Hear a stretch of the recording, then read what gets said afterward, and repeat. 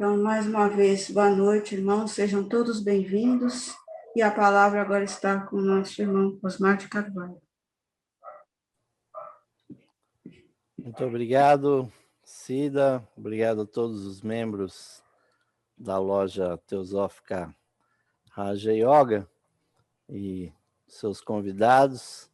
É sempre uma satisfação nós dirigirmos a palavra a vocês, meus irmãos, e nós estamos numa época, né,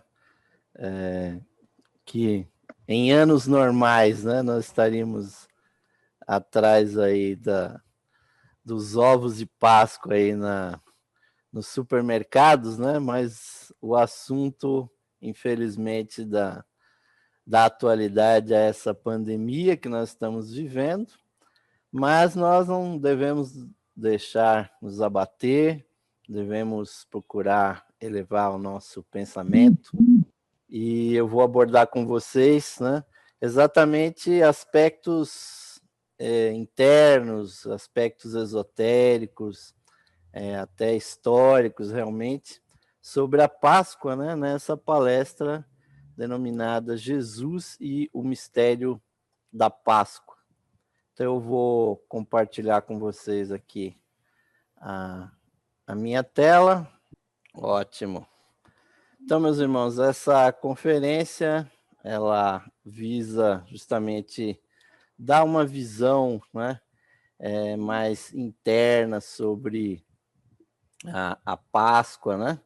Então, nós começamos inicialmente com o próprio termo, né? Páscoa, do hebraico Pesach, né? Que é a passagem, né? A fuga do cativeiro que os hebreus saíram do Egito, né? Então, essa é uma festividade que originariamente é do povo hebreu, do povo judeu, né? E obviamente que com o advento de Jesus, né, ficou também matizado a Páscoa como o momento da ressurreição de Cristo, né? Mas nós lemos no Velho Testamento, né, exatamente que há essa tradição da comemoração da Páscoa, né? E diz o Êxodo lá no capítulo 12, versículo 14: conservareis a memória daquele dia, celebrando como uma festa em honra de Adonai. Fareis isto de geração em geração, pois é uma instituição perpétua. Então aí nós temos o fundamento bíblico, né, da comemoração da Páscoa, e nós sabemos que Jesus estava reunido com os seus discípulos, né, exatamente para fazer essa comemoração, né? Mal sabia ele, né, ou pelo menos como está no relato bíblico, que ele, né, viria a morrer exatamente também nessa época. Mas há histórias, meus irmãos, que são contadas nessa época do ano que, obviamente, não se encaixam nessa comemoração judaico-cristã, né? Então, na tradição europeia, né, nórdica, nós temos também termos para essa comemoração, que na verdade é a comemoração do equinócio, né? Para o hemisfério norte, entrando a primavera, e para nós aqui entrando o outono, né? Exatamente no dia último 20 de março, nós entramos aqui no hemisfério sul, dentro do outono, né? Então, tivemos um equinócio, um momento do ano em que o dia e a noite têm tempos iguais, né? Tem uma duração igual. Então, tirando o cristianismo fora da nossa visão, meus irmãos, outras culturas também comemoravam e comemoram a Páscoa, esse momento cósmico que nós estamos vivendo. Então, o Easter em inglês ou Ostern em alemão, né, remetem ao que? A deusa da primavera, né?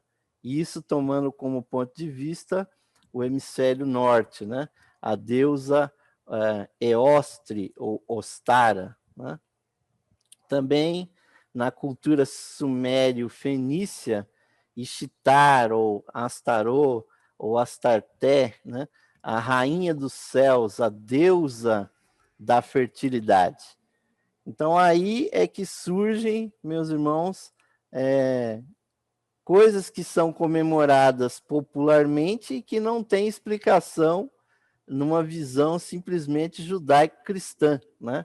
E obviamente que aquilo que realmente mais se destaca é o famoso ovo de Páscoa, né? E o famoso coelhinho, né, da Páscoa também, que se vocês podem procurar à vontade na Bíblia, que vocês não vão encontrar exatamente aonde que esse coelho é citado na Bíblia e também o chamado ovo de Páscoa. E, na verdade, meus irmãos, essa deusa Ostara, né, que é comemorada nas tradições nórdicas, né, o tal do coelhinho tem até uma coisa um pouco meio macabra aí, porque se diz que a deusa Ostara, ela fazia previsões do futuro, né, abrindo as entranhas de uma lebre, né? E, obviamente, que isso poucas pessoas realmente conhecem, né? E também o coelho surge também como um símbolo de uma, né, podemos assim dizer, de um poder reprodutivo, né? Do poder da renovação da natureza que acontece na primavera, né? Na perspectiva do hemisfério norte, né? Então, essa deusa da primavera, ela sempre foi cultuada muito tempo antes do cristianismo, mas na nossa cultura popular, né, atual, principalmente nós aqui que temos essa cultura principalmente cristã, não temos essa percepção, não temos esse conhecimento a respeito dessa deusa. O que nós temos é uma outra coisa, a feitura de ovos, como ainda na Europa ainda se mantém, se pintar ovos, né? Ou países como o nosso, como a Inglaterra, nós temos essa estranhíssima cultura de se consumir ovos de chocolate no formato de ovos, né? E esses ovos multicoloridos, né? É interessante porque para o comércio, principalmente, é muito interessante, porque gera, obviamente, uma vendagem muito grande, né? Talvez não nesse ano aí da pandemia vai ficar meio difícil, né? Mas em outras épocas a gente sabe que há pessoas que se endividam, né? Inclusive para adquirir esses ovos coloridos. Então, basta você entrar num supermercado e vocês vão ver uma pleiade de ovos ali pendurados, né? Nas gôndolas, em armações, praticamente forrando o teto dos mercados, né? E ali, meus irmãos, o que está sendo comemorado, na verdade, é um princípio de fertilidade, um princípio de renovação da natureza, que não tem nada que ver com as tradições, né, espirituais. O que nós teríamos realmente de espiritual nesse assunto com relação aos ovos, né, seria uma conceituação antiga de que o universo está dentro de um grande ovo, de um ovo cósmico, né? E que, na verdade, não só o planeta Terra, mas todas as estruturas do universo a nível cósmico, a nível astronômico, podemos dizer, acabam, por uma questão de economia de energia, acabam se conformando em estruturas circulares, né? E mesmo a nível espiritual também acontece isso. Então, se nós visualizarmos, por exemplo, o sistema solar, visto de uma perspectiva extra-sistema solar, nós teríamos uma imagem como essa aqui, na verdade, não só ao círculo do Sol, dos planetas, como há também todos os campos eletromagnéticos, existe uma grande bolha chamada de heliopausa, né? Onde as emissões do Sol elas se interrompem após caminharem por um certo percurso no espaço, e todas essas estruturas formam círculos, formam elipses, são grandes bolhas, grandes ovos, né? Então, essa ideia não é simplesmente invencionista para o consumo, mas tem realmente uma base material e tem também uma base espiritual. Se nós formos ver as tradições indianas, as tradições tibetanas, falam exatamente do grande ovo do universo, e de que aí, obviamente, que há as semelhanças, né, entre o ovo de um animal, né, qualquer que seja, de uma ave, a sua constituição de casca, de gema, né, a clara e também a mácula, né, que seria onde está o código genético, né, daquele ovo que vai gerar um novo pássaro, também se assemelha com a própria estrutura que existe invisivelmente no ser humano, né? Vocês não estão vendo a minha tela aí?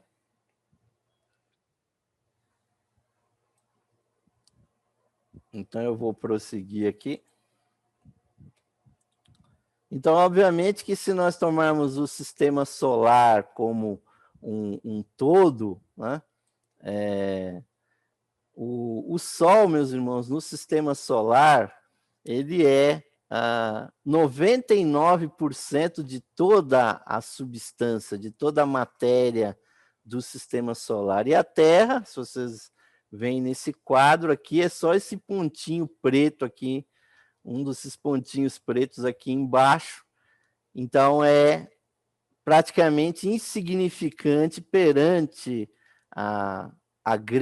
o grande ovo, digamos assim, que predomina no sistema solar, é o Sol. E nós vamos ver na sequência, meus irmãos, que o grande mito que está por trás da história de Jesus é, na verdade, a história ou a relação que existe entre o planeta Terra e o Sol, né? E então a figura de Jesus, meus irmãos, que é o objeto da nossa palestra, nós temos que considerar realmente que historicamente há pouquíssimos indícios realmente da historicidade do Mestre Jesus, né? Os historiadores batem muita cabeça, né, com relação à figura de Jesus, porque só há realmente traços, né?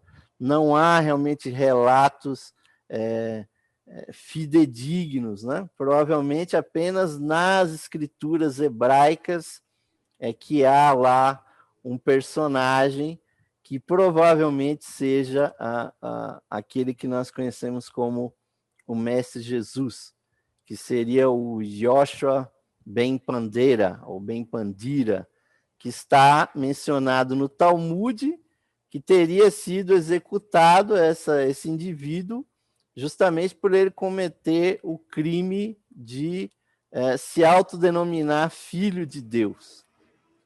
E investigações teosóficas, meus irmãos, feitas né, por Blavatsky, por Leadbeater, por Geoffrey Hodgson e outros, na verdade, colocam o Jesus histórico cerca de 100 anos antes da época que o próprio calendário começou a contar a vida dele.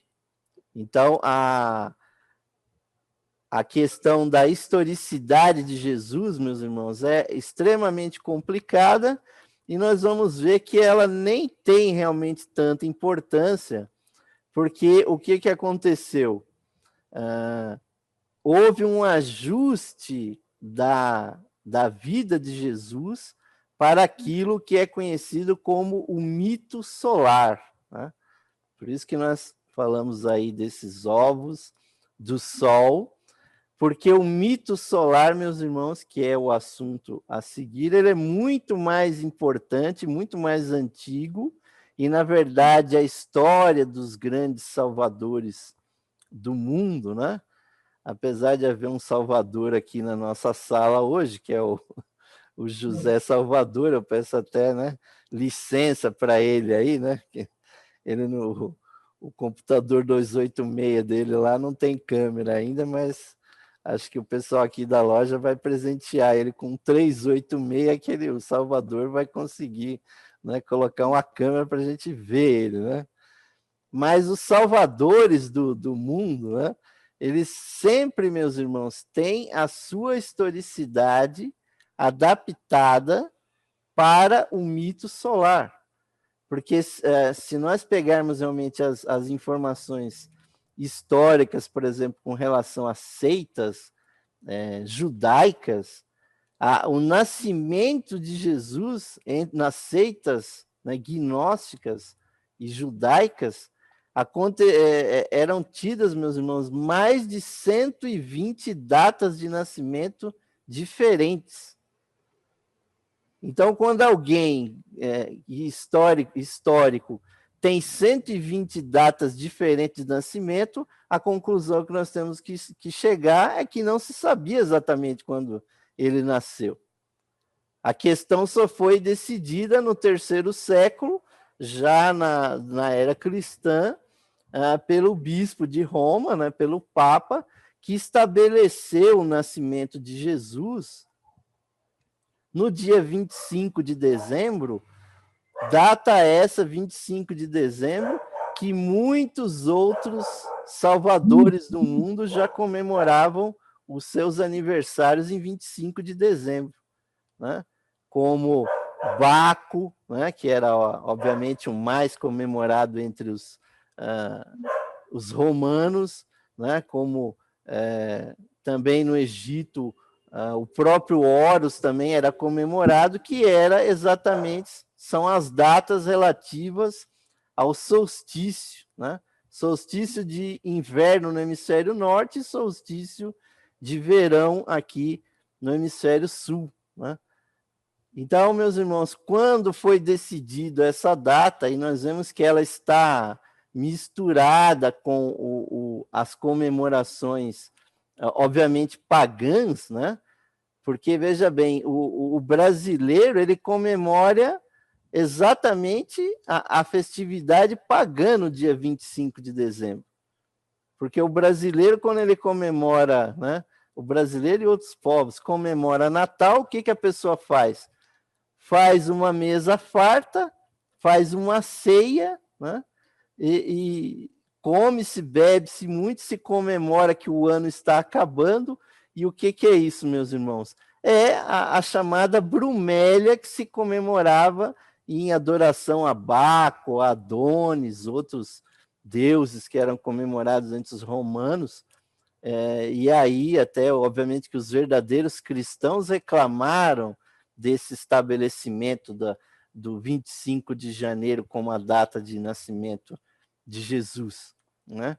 Mas aí, obviamente, que estava se fazendo o quê? Fazendo a adaptação da vida de Jesus para o mito solar, porque esse solstício de dezembro, meus irmãos, é extremamente importante porque ele é o momento que a Terra está mais próxima do sol. Então, eu vou prosseguir aqui, não vou me focalizar muito, né, nas passagens, obviamente, de Jesus, né, se ele realmente, né, esse é um quadro de Salvador Dalí, representando a Santa Ceia, né, se isso realmente aconteceu ou não, provavelmente Jesus tenha realmente tido não só 12, mas tenha tido uma quantidade até muito maior de discípulos, né? Mas não que essa história tenha acontecido realmente durante a Páscoa dos hebreus. Mas o mais importante, meus irmãos, é a gente compreender o que o calendário do cristianismo acabou absorvendo e acabou, podemos dizer assim, eternizando essa figura através dessa adaptação da historicidade de Jesus para o mito solar, né? Então, obviamente, se nós atentarmos, né, para o que é dito na Bíblia, que desde a Quinta-feira Santa, né, em que Jesus teria comido à noite junto com os seus discípulos e, inclusive, instituído a Santa Eucaristia, porque teria sido ali a primeira missa, né, porque ele tomou o pão, tomou o vinho, abençoou, distribuiu o pão, distribuiu o vinho e disse a eles: tomem, bebam, comam, porque isto é o meu corpo, isto é o meu sangue, né? E ali, meus irmãos, o que aconteceu? Isso é dentro daquele catolicismo, do cristianismo mais assim castiço, as pessoas têm como um momento magno, né, do cristianismo, mas talvez ele não tenha acontecido exatamente naquele dia. E numa outra palestra que eu tenho aí que está sempre circulando, que vocês podem ou não ter assistido, que é o lado oculto da missa, já se sabe que missas eram celebradas, eram feitas, né, muito antes de Jesus, em outras civilizações, em outros povos. Então, Jesus, na verdade, estaria continuando uma tradição que ele teria aprendido com outros povos, mas que ele, obviamente, estaria investido do poder, digamos assim, sacerdotal para consagrar aqueles elementos e, obviamente, a elevação espiritual dele, a conexão dele com o próprio sol, né? Mas a gente sabe que se nós cronologicamente tentarmos colocar, né, como a filmografia, a iconografia de Jesus tenta dizer que desde a quinta-feira até domingo, Jesus fez a Santa Ceia, depois foi traído por Judas, levado ao Sinédrio, o Sinédrio o julgou, depois o enviou ao representante de Roma, e esse representante também o julgou. E aí diz que houve todos, vocês vejam só a quantidade de eventos, né, entre a quinta-feira e o domingo da Páscoa, né? Quantos eventos teriam acontecido na vida de Jesus, né? Até ele teria sido preso, teria sido açoitado, depois teria sido apresentado se o povo preferia Jesus ou preferia Barrabás, e aí depois se decretou que ele seria crucificado, né? E ele finalmente teria então conduzido na sexta-feira da paixão, ele conduz a cruz em procissão, teria sido então crucificado, né? E morto, né? E depois disso tudo, o seu corpo foi depositado, né, numa caverna, numa urna, e aí finalmente, no domingo de Páscoa, ele teria a sua ressurreição. E essa quantidade de eventos, meus irmãos, não cabem nesse período de pouco mais de 2 dias, né? Se dizem que são 3 dias, né? Que Jesus morreu, desceu aos infernos, subiu ao céu, depois ressuscitou. Realmente não tem condições disso aí ter acontecido cronologicamente, historicamente, né? Até porque cada evento daqueles tem uma série de detalhes que a própria Bíblia relata. Então há alguma coisa a mais aí. E é exatamente o que nós vamos, né, colocar para vocês, como é que a vida de uma pessoa é adaptada para um mito. Então, nas coisas cotidianas, meus irmãos, acontecem fatos, né? Fatos que, né, a pessoa levanta, vai trabalhar, nós temos aí a política, a economia, os jornais registram e tudo mais, né? Então, fatos, meus irmãos, acontecem bilhões, bilhões, trilhões de fatos. Hoje em dia a gente não consegue nem acompanhar os noticiários, né? Mas passado um tempo, né? Passado um tempo, os fatos são traduzidos, são registrados pela história, né? E aí já começa uma certa distorção, porque a gente sabe que são as pessoas que têm o poder, que têm o domínio, que acabam registrando a história do que aconteceu. Certos eventos, certos fatos são deixados de lado, não são tão evidenciados, né? Mas passado um tempo maior ainda, a história, meus irmãos, ela é convertida em lenda. Aquilo que havia de importante, né, ou de interessante na história são contados nas formas de lendas, lendas que se repetem em muitas culturas, né?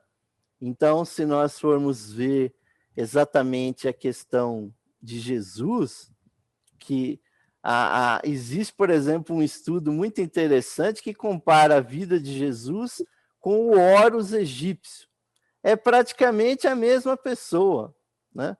Um nascimento virginal, né? A perseguição quando ele é criança, todos praticamente os grandes fatos, né, da vida de Horus são idênticos com a vida de Jesus, até a comemoração de Ísis, né, a sua mãe, como os cristãos fazem com Nossa Senhora, são muito semelhantes. Existem cerca de 40 histórias de salvadores do mundo que têm exatamente esses mesmos, essas mesmas lendas, esses mesmos contos que se repetem. Mas o nível mais profundo, meus irmãos, de tudo isso é exatamente o nível mítico. O mito, meus irmãos, é a maneira de relatar um fato, os fatos mais importantes, aqueles que são realmente mais fundamentais, são contados na forma de mitos. E aí nós temos, obviamente, que escapar da tradução atual que se dá nessa corrupção do termo mito. Atualmente, muitas pessoas acham que mito seria mentira, né? Existe até o termo mitomania, né? A pessoa que inventa coisas sequencialmente, um mentiroso, é chamado de mitômano. Mas como grandes estudantes da mitologia, como Joseph Campbell, né, deixaram muito claro nos seus escritos, e para nós que somos estudantes mais aprofundados, meus irmãos, o mito é aquilo que conta as verdadeiras e profundas verdades do universo. E qual é que é, meus irmãos, a maior de todas as verdades, o mais profundo de todos os mitos, ao qual a história de Jesus e de muitos outros foi adaptada? é exatamente a do mito solar. Essa relação profunda energética que existe entre o nosso planeta e o Sol, sem a qual nenhuma vida na Terra seria possível, né? E isso, obviamente, essa relação pelo movimento, né, de translação da Terra ao redor do Sol, esse mito se torna num calendário. As mudanças das estações são os pontos fundamentais dessa história. Então, a história de Jesus, na verdade, foi adaptada para esse grande mito, né? E mesmo, meus irmãos, né, essa imagem aqui é interessante, né? Porque ela foi tirada de fora da Terra, né? Aqui, o que nós temos nessa tela que aparece significante, meus irmãos, há um pequeno pontinho aqui, né, que é o planeta Terra, como fotografado pela espaçonave Voyager no ano de 1990. Essa foto tem 31 anos que ela foi tirada, foi a primeira foto tirada de fora do sistema solar, praticamente, né? Representando o nosso planeta. Nesse pequeno pontinho azul, né? Ou o pale blue dot, como disse o grande astrônomo Carl Sagan, aí estão os 7 bilhões de pessoas. Aí, durante todas as eras, meus irmãos, viveram mais de 100 bilhões de seres humanos, e até hoje nós estamos aqui vivendo nesse planeta divididos em nações, em grupos, né? E infelizmente nós vemos nessa pandemia que ainda não entramos num acordo que nós somos exatamente uma única civilização que habita esse planeta de uma forma inteligente, e que nós deveríamos tomar vergonha na cara, né? E nos unificar, nos reconhecermos como unos, como uma única humanidade, porque só há uma espécie humana, e esquecer, inclusive, todas as ideias com relação a raças e outras coisas que são apenas questões puramente externas, né? Porque o nosso pequeno planetinha, meus irmãos, e que tem essa relação tão poderosa, energética, com o Sol, né? E daí que vem, obviamente, a astrologia, né? A astrologia é uma tentativa de representar um biorritmo que existe durante essa circunvolução, né? Nós estamos girando ao redor do Sol a cerca de 30 quilômetros por segundo, meus irmãos. É uma coisa fantástica que nós estejamos tão circulando, né, com essa velocidade e sem nos apercebermos. Na verdade, a astronomia hoje reconhece que o planeta Terra faz, na verdade, 14 movimentos no espaço. Há movimentos dos quais nós estamos absolutamente inconscientes. Até na antiguidade, as pessoas se questionavam, né? Se era realmente o Sol que girava ao redor da Terra, né? Ou se a Terra era o centro de tudo. E hoje a gente sabe que a Terra não é o centro de coisa nenhuma, né? Mas, para nós que aqui habitamos, meus irmãos, essa relação energética é muito importante. E, obviamente, que o calendário, né? E, obviamente, que a Terra é insignificante perante o Sol, né? Porque o Sol o Sol físico, né? É cerca de 1 milhão de vezes maior do que o planeta Terra, né? É até uma improbabilidade matemática que a gente esteja vivo sobre esse planeta. Os cientistas chegam até a dizer que há alguma coisa aí por trás conspirando para que nós estivéssemos vivos aqui perante esse universo tão grande, perante essa estrela aí que, segundo a ciência, tem cerca de 4,5 bilhões de anos já de existência. Mas daí que surgiram, então, meus irmãos, as maneiras de se comemorar o mito solar, né? O mito solar vem sendo comemorado, meus irmãos, há muito e muito tempo, e é um símbolo maior que acabou sendo utilizado para se comemorar esse grande mito, e que é, na verdade, hoje em dia, o próprio símbolo do cristianismo, que é a cruz. A cruz, meus irmãos, nós vamos ver aí mais à frente, ela é exatamente o símbolo desse mito, dessa energia que emana do sol. Essa imagem é muito interessante porque é a pesquisa clarividente do grande teósofo, padre da Igreja Católica Liberal, Geoffrey Hodgson, quando o clarividente observa o sol, não simplesmente o sol físico, mas o sol espiritual, o que o clarividente vê?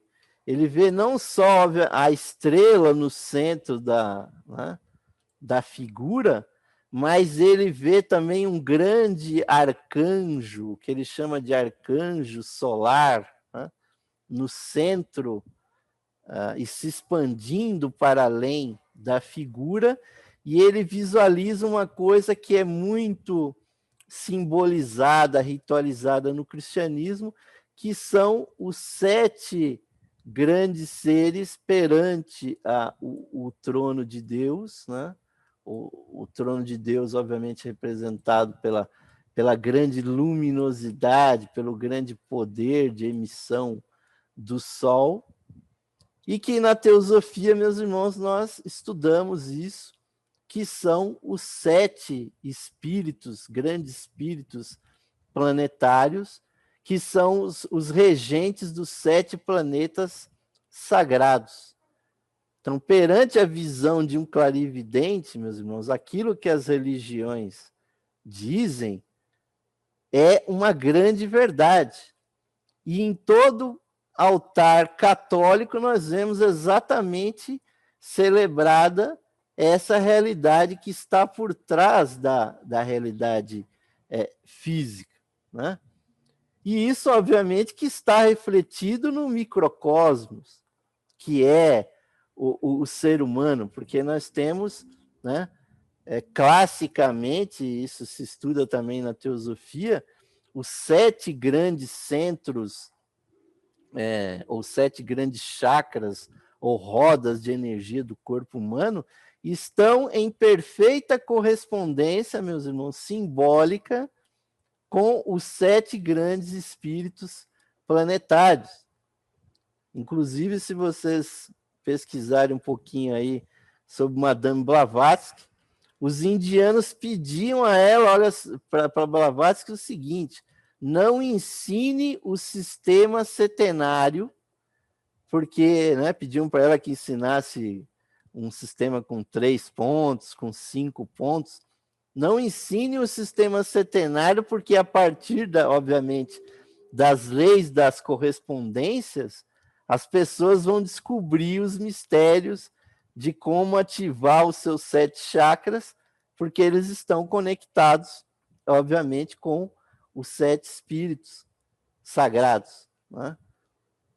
E, obviamente, que há pessoas aí, né, até astrólogos aí, que não conhecem isso profundamente e dizem, olha, o teu Marte está muito mal aspectado no teu mapa astrológico, né? Mas não sabe dizer exatamente o que aquele planeta físico, que é o planeta Marte, que está, na verdade, sendo regido por um espírito planetário, o que isso se conecta com a pessoa? Porque não teria sentido nenhum, meus irmãos, a gente estar discutindo isso aqui, se isso não fizesse diferença na nossa vida, né? Porque quando o planeta Marte está lá no céu, meus irmãos, ele está em conjunção com outro planeta, ou está lá em conjunção com a Lua, por exemplo, ele está, por exemplo, pressionando o ferro que está no nosso sangue, né? Que é vermelho devido à presença do ferro na hemoglobina do nosso organismo, do nosso sangue. Então, se tiver lá uma conjunção da Lua com o planeta Marte, você vai ficar mais nervoso, você vai ficar mais ativo em algum momento, né? Eu mesmo já me peguei, às vezes, meio nervoso, assim, fui olhar o mapa astronômico, astrológico como estava, e vi lá que o planeta Marte estava, né, em conjunção com o planeta. Então, a Lua está conectada com certos metais, com a prata, Marte está ligado com o ferro, né? E daí por diante. Então, meus irmãos, esse calendário que foi montado visa exatamente o indivíduo entender e cumprir aquele grande princípio hermético do assim em cima como embaixo, né?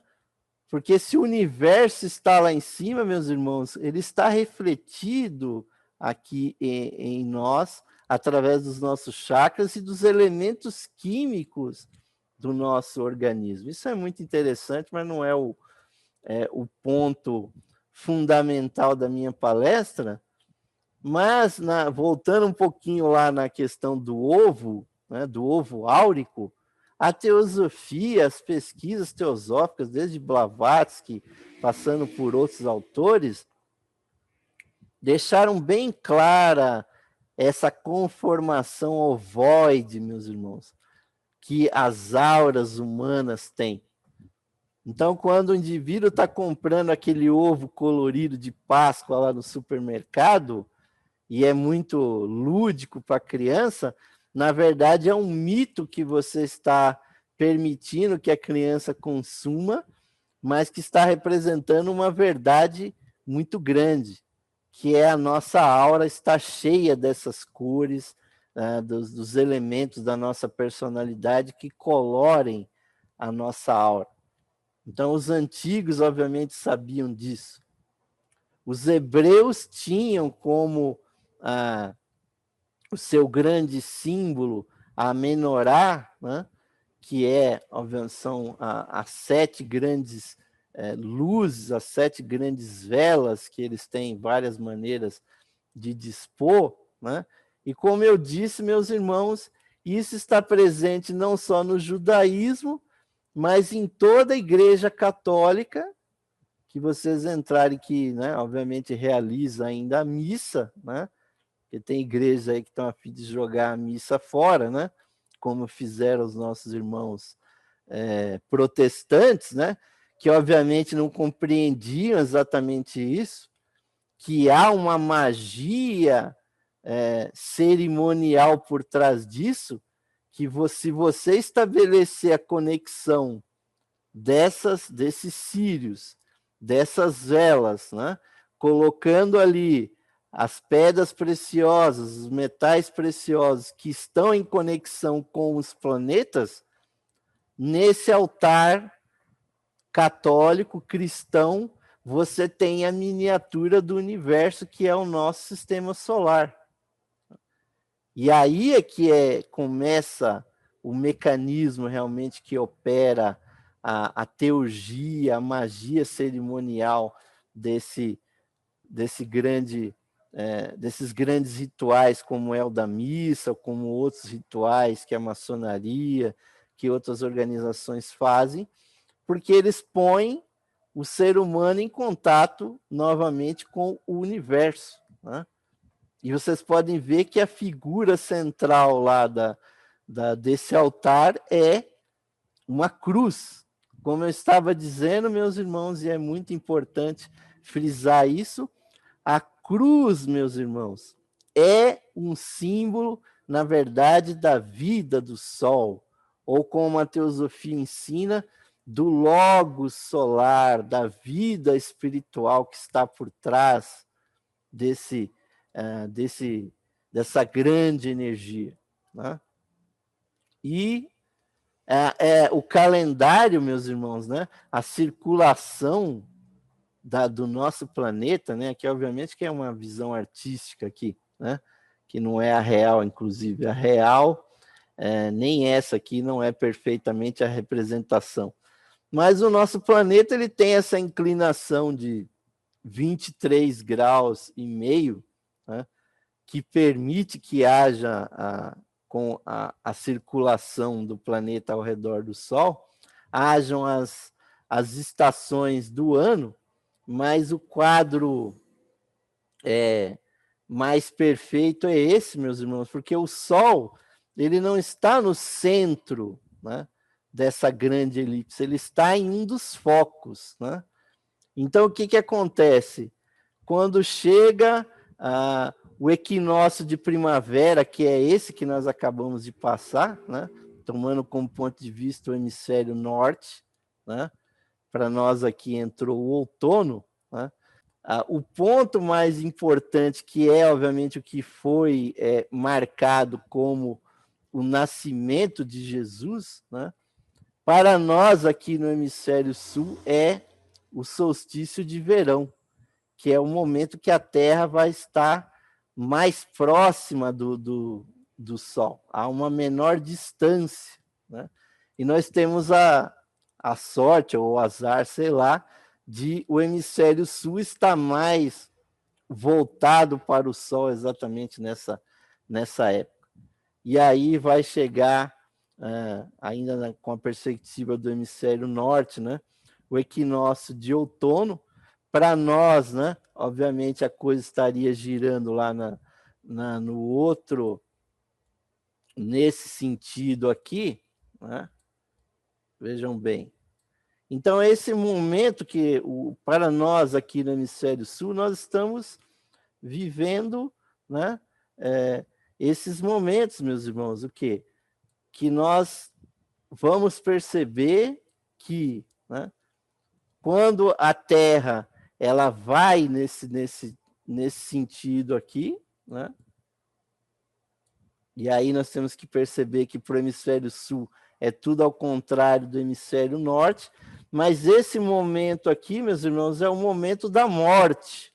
É quando a Terra, que estava mais perto do Sol aqui, né, ela começa a se afastar cada vez mais. Então, quando nós chegarmos lá no outro momento crítico, né, da circulação do planeta, que é o solstício de inverno, para nós do hemisfério sul faz muito sentido, porque nós estaremos mais longe do Sol, e aí que há aquelas comemorações, as festas juninas, né? A fogueira, ao quentão, se soltam balões para ficar olhando no céu. Então, todas aquelas comemorações, meus irmãos, elas têm, obviamente, como ponto de vista, né, essa relação que a Terra tem com o Sol, né? Ou seja, a maior proximidade é o chamado nascimento dos grandes salvadores, e a sua morte ela acontece nesse momento do equinócio de outono, né? Aqui para nós, que é primavera lá no hemisfério norte, né? E isso tem uma razão de ser, né? Porque a fonte de tudo, meus irmãos, é o Sol, né? Mas nós aqui, os seres mortais, estamos limitados dentro desse processo. Então, os grandes seres, os grandes mestres, né? Eles têm o seu nascimento, a sua primeira iniciação, o seu desenvolvimento, mas eles passam por uma morte mística. E essa morte mística é sempre colocada como acontecendo nesse equinócio que nós estamos passando exatamente agora, né? Daí, meus irmãos, que a cruz, né?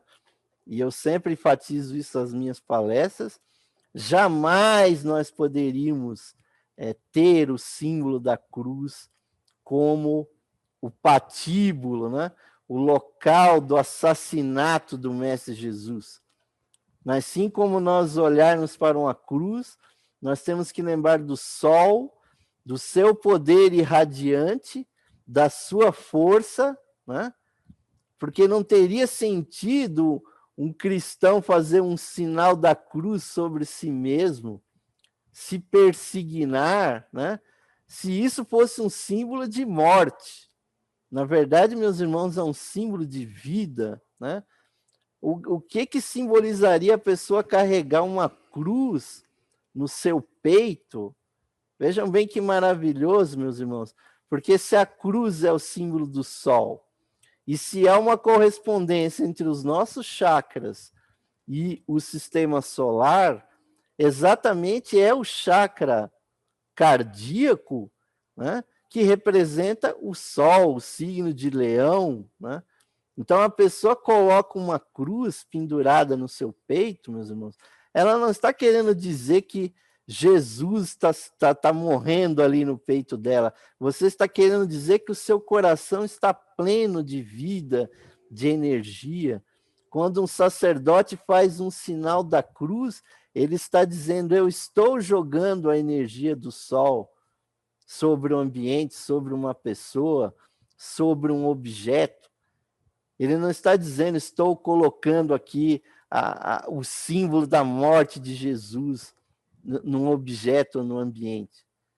Então nós temos que perceber a profundidade desse símbolo, meus irmãos, e a literatura teosófica a esse respeito é farta, meus irmãos.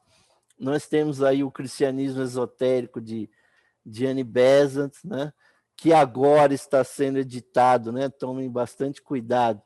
Na editora Pensamento, ele está sendo reeditado como as revelações secretas da religião cristã, mas a capa ficou muito bem feita, porque eles pegaram um desenho antigo, né, que mostra exatamente como os antigos viam a cruz, né, como o símbolo do sol, porque existem mais de 200 tipos de cruz diferentes, que nós não vamos discutir aqui, mas todas representam a mesma coisa. E até a própria ciência, meus irmãos, olhem bem esse gráfico aí, que coisa animada, né? Hoje em dia existem sondas fora do sistema solar, né, que observam o Sol à distância. Isso aqui é ciência avançada, ciência moderna. Então, no centro aqui dessa imagem, meus irmãos, nós temos o quê? O Sol irradiando o plasma, o vento solar. E vocês podem perceber que o Sol gira, né? O vento solar gira, e obviamente daí que os antigos fizeram o primeiro catavento, os primeiros formatos, até se chegar, obviamente, no símbolo da cruz. Então, aquilo que para os antigos já era clássico e ficou corporificado, solidificado no formato da cruz, hoje é uma percepção que nós podemos ter cientificamente, que o Sol está emitindo o seu plasma, o vento solar sai girando, e isso forma um grande catavento, obviamente que é dinâmico, né? Daí que, por exemplo, a cruz que melhor representa isso não é nem a cruz latina ou a cruz cristã, mas sim é a suástica, que, aliás, é o símbolo do jainismo, a mais antiga religião da Índia. Então, tudo isso, meus irmãos, vem justificar o que eu quis dizer aqui para vocês, né? Então, a Páscoa, meus irmãos, por trás de todo esse simbolismo, né, que lamentavelmente ficou essa visão de que Jesus morreu nessa época, que foi, né? E aí é uma questão praticamente de iconografia, né? Porque, obviamente, o que mais chama atenção em qualquer história é se houve conflito, se houve sofrimento, se alguém morreu, né? Então, o que eles quiseram contar, né, quando foram adaptando a história de Jesus, né, eles colocaram de uma maneira que ficou parecendo que o sofrimento dele foi assim absurdamente grande, né? Leadbeater, por exemplo, no seu livro Credo Cristão, ele diz que esse culto do Jesus falecendo na cruz é o maior desperdício de energia psíquica que jamais houve na história da humanidade. Porque você focaliza na história da morte de Jesus, que provavelmente nem foi desse jeito, né?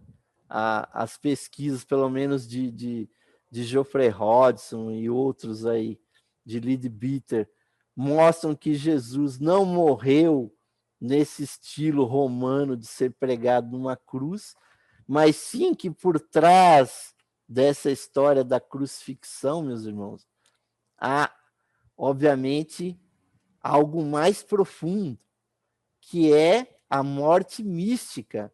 É o indivíduo morrer para a sua personalidade e se unir, se fundir com a consciência solar, com a maior das consciências, obviamente, que existe no nosso sistema, que é a consciência do Logos.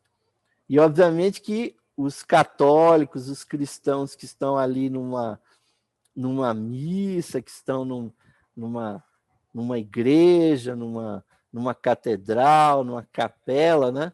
Quando vem aquele simbolismo todo, se eles não estudaram, se eles não compreenderem o que está por trás disso, eles não serão capazes de decodificar que ali está se representando o universo do sistema solar e o universo do ser humano com seus 7 grandes centros de consciência, sendo que no sistema solar o centro é o Sol ou a cruz e no sistema humano é o chakra cardíaco. E nós temos que lembrar, meus irmãos, que o grande centro do nosso corpo é o centro cardíaco. É no centro cardíaco que está a chispa divina, que está a mônada. Apesar de nós acharmos que o centro é na cabeça, mas o sol é o coração. O cérebro, a massa cinzenta, é a lua, aquilo que só reflete a luz que vem do coração. Então, nós temos que voltar para essa ideia do centro dos nossos corações. E para finalizar, meus irmãos, para não ficar uma coisa só, essa exposição sobre símbolos e tudo mais, nós vamos citar aqui uma pesquisa muito esotérica, que está nesse livro que infelizmente ainda não veio ao português, que são as 4 estações sagradas do escritor teosófico americano, norte-americano Gottfried de Purucker, que ele menciona que nas grandes iniciações da fraternidade branca acontecem quando o indivíduo atinge os altos níveis, que são níveis que só seres como Jesus, como Buda, como outros grandes yogis da nossa humanidade, quando eles atingem as grandes iniciações, acontece alguma coisa muito parecida com o que é relatado na vida de Jesus. O indivíduo morre, mas aí, obviamente, que é uma morte não física, uma morte mística. Esses grandes seres são projetados para fora do seu corpo físico, há uma projeção astral, e os grandes mestres, então, fazem com esse corpo astral uma peregrinação pelo sistema solar, saindo da Terra, indo até um outro globo, que é o globo lunar, né? Vejam bem que essa é a viagem, né? Tem gente que diz que faz viagem astral, mas vejam bem, o que o Purucker fala no livro dele, que nessas grandes iniciações, e aí são realmente a de Arhat, a de Aseca, né? Aquela que o indivíduo se torna um mestre de sabedoria, ele é deslocado da Terra para a Lua, e aí, obviamente, há que haver um alinhamento, da Lua se passa para o planeta Vênus, de Vênus se passa para Mercúrio, até que aquele corpo espiritual do indivíduo seja levado até o Sol. Porque se o Logos solar é o centro da vida espiritual, meus irmãos, essa grande iniciação precisa acontecer lá onde há essa irradiação. E depois, obviamente, que se faz o percurso reverso, inverso, e o indivíduo praticamente reencarna, ele ressurge, aquela ressurreição que Jesus passou, né? Que obviamente é simbolizado não só no cristianismo, mas na maçonaria e em outras tradições esotéricas, é uma ressurreição espiritual, quando o indivíduo, tendo atingido essa iluminação de consciência superior, ele retorna glorificado para o seu corpo. Então, o calendário das iniciações, meus irmãos, eles têm a ver também com essa circulação da Terra ao redor do Sol e o alinhamento planetário. Não é simplesmente saber em que posição que ele está, mas é necessário certos alinhamentos, os planetas estarem próximos uns dos outros, para que finalmente o indivíduo vá atingindo essa glorificação, meus irmãos. Então, aquilo que a religião diz, aquilo que a teosofia explica, né, e que as grandes tradições esotéricas também informam, meus irmãos, é uma grande realidade.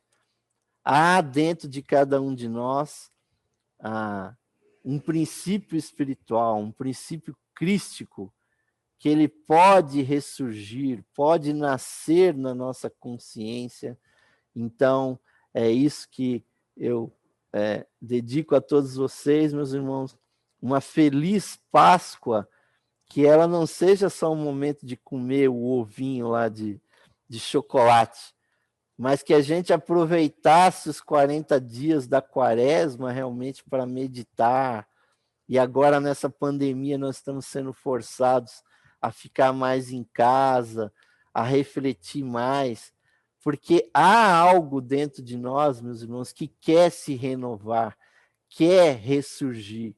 E é por isso que todas as igrejas realmente comemoram isso, meus irmãos, todos os anos, né? Porque nós sabemos que as religiões repetem, né, o calendário anualmente, mas só faria sentido, né, se isso realmente se conectasse com cada um de nós. Então, a cada ano que esses pontos do calendário solar e do mito solar que está por trás disso se repete, é uma oportunidade para que a gente evolua, e eu realmente desejo a todos vocês uma feliz Páscoa, como nós sabemos que isso foi uma realidade muito profunda para o Mestre Jesus. Muito obrigado pela paciência de todos vocês, né? E namastê, o Deus que habita em mim saúda o Deus que habita o coração de todos vocês.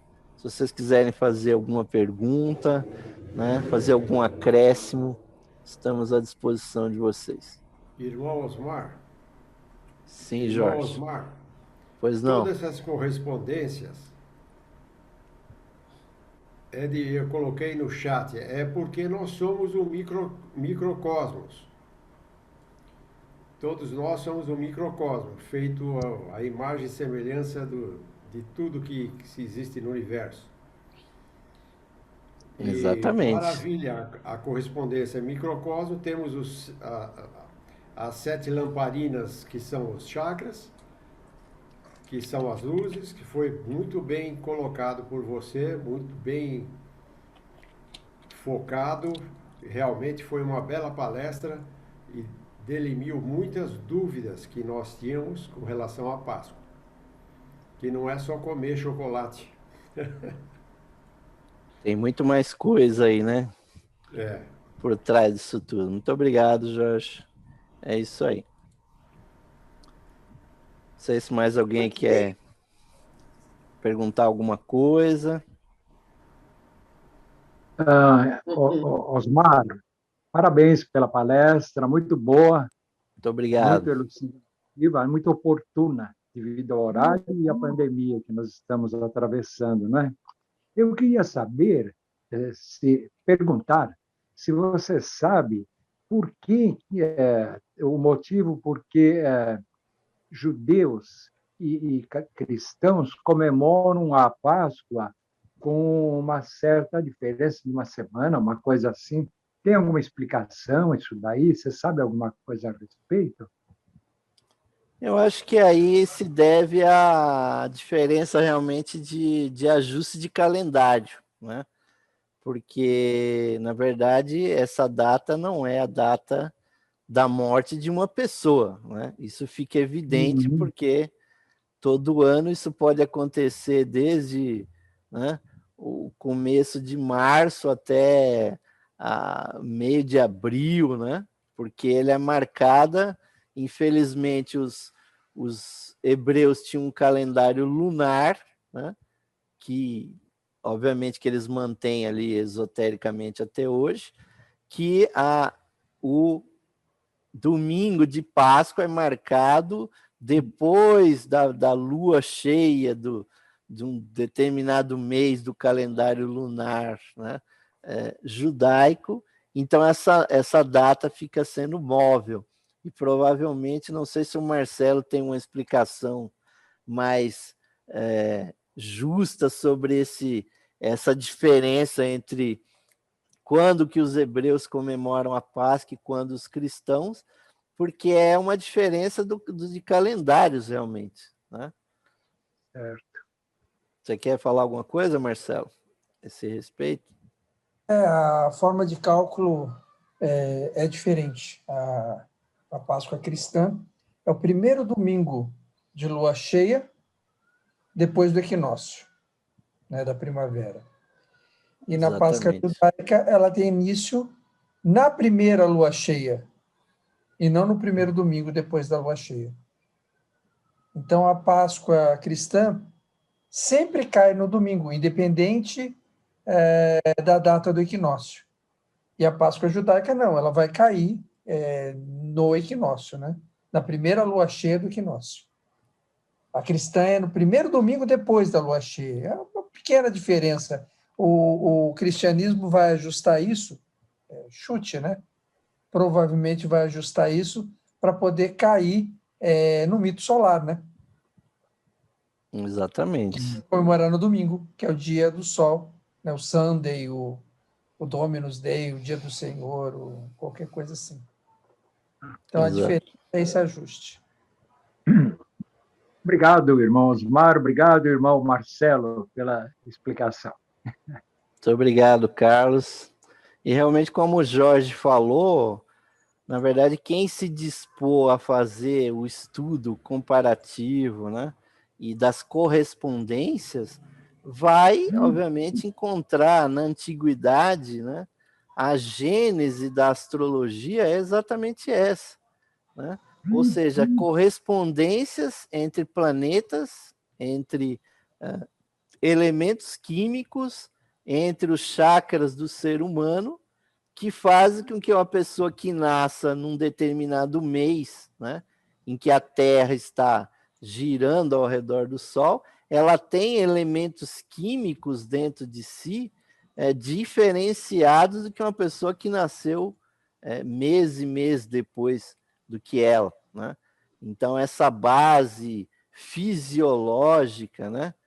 O Salvador que poderia falar aí, porque ele é o grande astrólogo aí do nosso grupo aqui, mas enquanto ele não troca lá o 286 lá por um Lentium, né? Ou um Quentium lá, né? Vamos vender um Quentium para ele lá, para ele conseguir acessar aqui, né? Porque a astrologia, hoje em dia, se coloca ela como se ela fosse uma coisa assim mágica, que sai do nada lá, a pessoa digita no computador data, horário de nascimento e sai.